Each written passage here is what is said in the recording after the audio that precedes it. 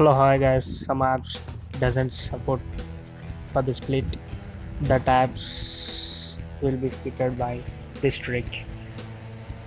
First, you will go to the settings. Then you can go to the developer options. Some mobiles don't have any developer options. For enabling the developer options, you can go to the build number and about phone, then go to the build number, then click on that build number for 7 times.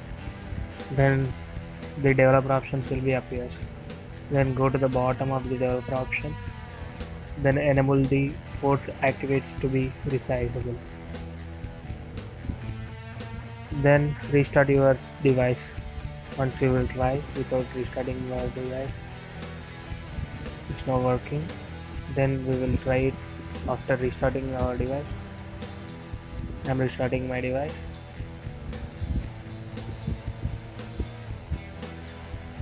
Device is restarted. Then I will open the using browser.